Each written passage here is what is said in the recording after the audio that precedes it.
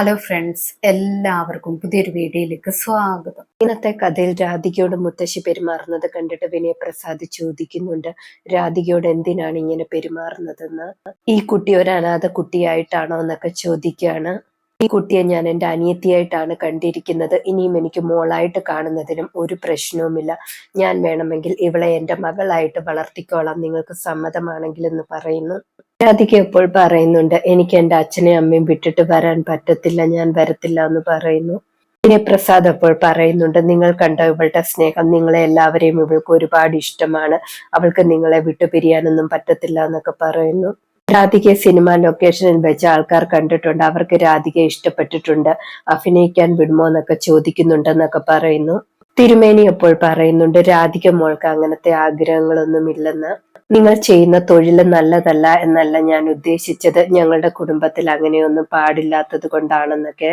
എന്റെ ഇളയ മകൾക്ക് അങ്ങനെ ഒരു ആഗ്രഹമൊക്കെ ഉണ്ടായിരുന്നതാണ്, ഞങ്ങൾ ഉപദേശിച്ച് മാറ്റിയതാണെന്നൊക്കെ പറയുന്നു.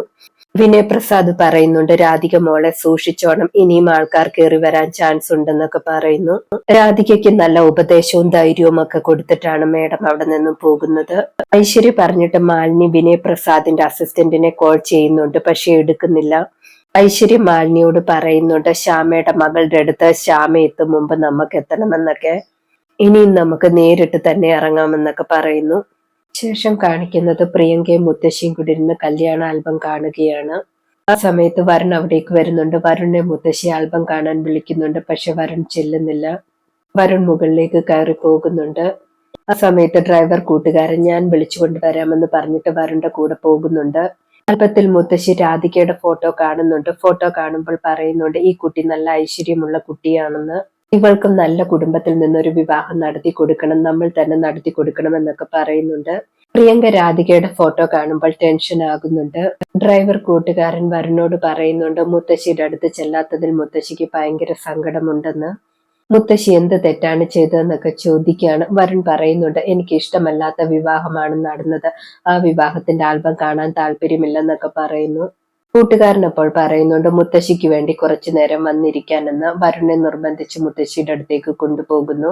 വരുൺ ഫോട്ടോ കാണാൻ വന്നത് കാണുമ്പോൾ പ്രിയങ്കയ്ക്ക് ടെൻഷൻ ആകുന്നുണ്ട്. മുത്തശ്ശി ആൽബം ഇങ്ങനെ കാണിച്ചുകൊണ്ടിരിക്കുകയാണ്. കറക്റ്റ് രാധികയുടെ ഫോട്ടോ അടുക്കാറാകുമ്പോഴേക്കും പ്രിയങ്ക എഴുന്നേറ്റ് വന്ന് ആൽബം തട്ടി താഴെയിടുന്നു. ആൽബത്തിൽ നിന്നും രാധികയുടെ ഫോട്ടോ വെളിയിൽ കിടക്കുന്നുണ്ട്. അതും എടുത്തുകൊണ്ട് പ്രിയങ്ക അടുക്കളയിലേക്ക് പോകുന്നുണ്ട്.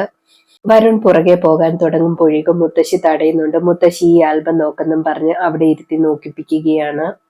പ്രിയങ്ക അടുക്കളയിൽ ചെന്നിട്ട് വരുണിന്റെ അമ്മയോട് പറയുന്നുണ്ട്, വരുണിന് ചായ വേണം, ഞാൻ തന്നെ ഉണ്ടാക്കി കൊടുക്കണമെന്നൊക്കെ, അതിനുവേണ്ടി വന്നതാണെന്ന്. വരുണും പെട്ടെന്ന് അവിടേക്ക് വരുന്നുണ്ട്. പ്രിയങ്ക എന്തെടുക്കുകയാണെന്ന് ചോദിക്കുന്നു. പ്രിയങ്ക വരുണിനെ കാണുമ്പോൾ പെട്ടെന്ന് കയ്യിലിരിക്കുന്ന ഫോട്ടോ അടുപ്പിലിരിക്കുന്ന കറിയിലേക്ക് ഇടുന്നു. വരുണിന്റെ അമ്മ പറയുന്നുണ്ട്, പ്രിയങ്ക നിനക്ക് വേണ്ടി ചായ ഇടാൻ വന്നതാണെന്ന്. വരുൺ അപ്പോൾ പറയുന്നുണ്ട്, ഞാൻ ചായ ഒന്നും ചോദിച്ചിട്ടില്ല എന്നൊക്കെ. വരുണിന്റെ അമ്മ അപ്പോൾ പറയുന്നുണ്ട്, ഇത് നിങ്ങൾ രണ്ടുപേരും കൂടെയുള്ള പരിപാടിയല്ല, ഞാൻ ഇവിടുന്ന് പോയേക്കാമെന്ന് പറഞ്ഞിട്ട് വരുണിന്റെ അമ്മ അവിടെ നിന്നും പോകുന്നു.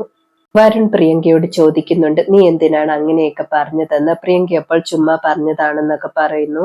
വരുൺ നിന്റെ കൈ കാണിക്കാനെന്ന് പറയുന്നു. അപ്പോൾ പ്രിയങ്ക കൈ കാണിച്ചു കൊടുക്കുന്നുണ്ട്. വരുൺ പറയുന്നുണ്ട്, നീ ബാക്കിയുള്ളവരുടെ മുന്നിൽ നല്ലവളായിട്ട് ചമയുകയാണെന്ന് എനിക്കറിയാം, നീ എന്തൊക്കെയോ കള്ളത്തരങ്ങൾ ഒപ്പിക്കുന്നുണ്ടെന്നൊക്കെ പറയാണ്.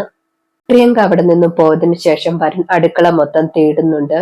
അവസാനം വരുൺ കറിയിലേക്ക് നോക്കുമ്പോൾ കറിക്കകത്ത് നിന്നും ഫോട്ടോ കിട്ടുന്നുണ്ട്. അത് വരുൺ കഴുകിയെടുക്കുന്നുണ്ട്. ശേഷം കാണിക്കുന്നത് വരുൺ എല്ലാവരുടെ അടുത്തേക്ക് ചെല്ലുകയാണ്. ഇന്നത്തെ കഥ ഇതോടെ അവസാനിക്കുന്നു. പുതിയൊരു കഥയുമായി വീണ്ടും കാണാം. താങ്ക്